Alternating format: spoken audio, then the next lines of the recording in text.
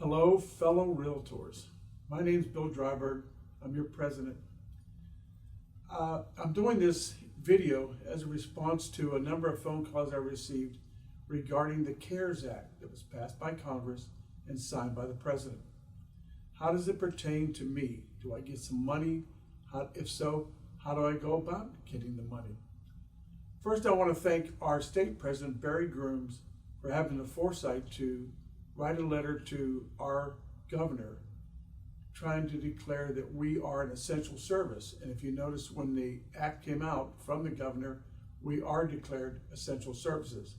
However, that does not give us the right to ignore all other orders that come down from Tallahassee or from Washington, D.C. And that is especially dealing with masks and gloves. If you get a chance, please wear your mask, please wear your gloves. Simple things like don't put your clients in your car, let them follow you behind or meet you at the home. Little things like this will help us get through this, and we'll get through it together. Now the next thing is that we're dealing with the CARES Act, and there's two parts of it that deal with realtors and brokers. Both of them will be covered in this video. The first part deals with the stimulus check that people should get, and most of you will qualify for, depending on how much you've made in either 2019, if you've already filled out your 2019 taxes, or your 2018 taxes. Now I'm going to get my glasses and my phone so I can read this to you so I don't make a mistake. Hang on just 1 second.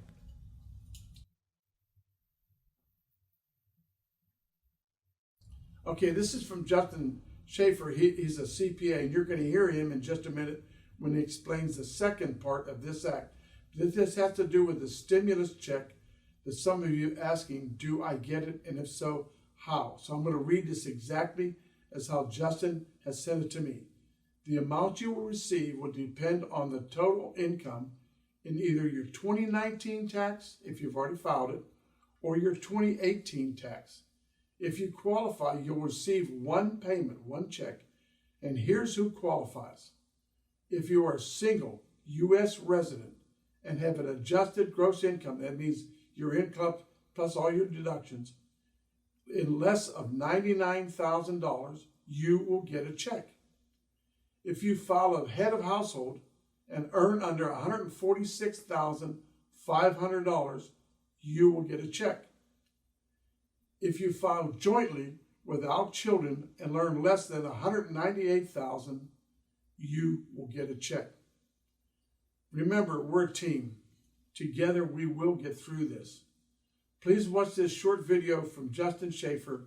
He's going to explain the payroll protection part of the CARES bill and how it pertains to you, the agent, and the broker. Thank you very much. Hi, my name is Justin Schaefer. I'm Bill Dryberg, CPA.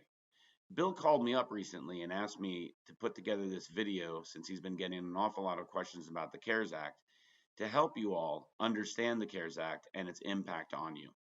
As the son of a real estate broker and a real estate investor, I felt it important that I do this to help you out as much as I can.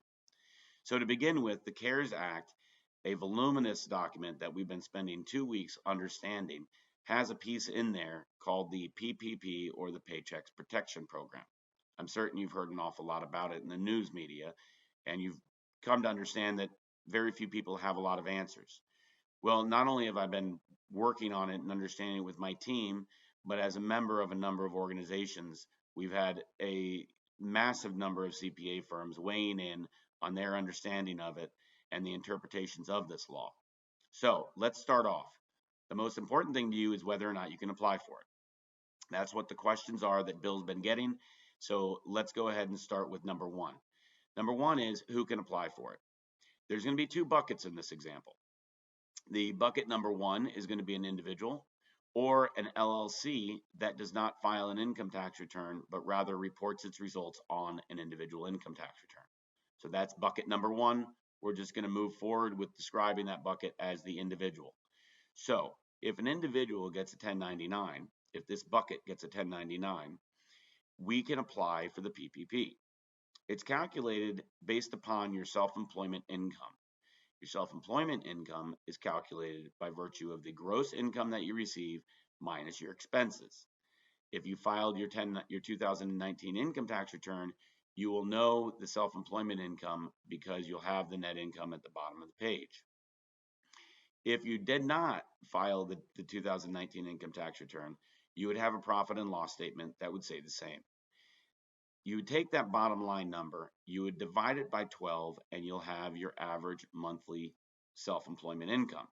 Then you take that amount of money and you multiply it by 2.5. That's the amount of money that you'll be able to apply for through the PPP. Bucket number 2 is the S corporation that has employees. If you have an S corporation that gets the 1099 and you have employees, then you can apply. The calculation is just a tad different. You start off with your gross payroll that you paid your employees throughout the year. Adding to that is the retirement contributions made on behalf of the employees, meaning the matching portion, and any health insurance that you provide for your employees, paid for by the company. That total amount of money divided by 12 is your monthly average payroll. Multiply that amount by 2.5, and that is the amount that you can apply for the PPP. So how do you apply? Well, first and foremost is you have to figure out whether or not it's even worth doing. Second is whether or not your bank does it. And then once you figure that part out, you can go ahead and apply with the bank. If your bank does not do it, there are other banks out there that can help. Lendio being one of them that we found that's accepting applications, even though you may not be a client of theirs. So once it's applied, step number 2 is to get approved, to get the money. Step number 3 is that once you receive the money, and this is very important, once you receive the money, you have 8 weeks to spend that money.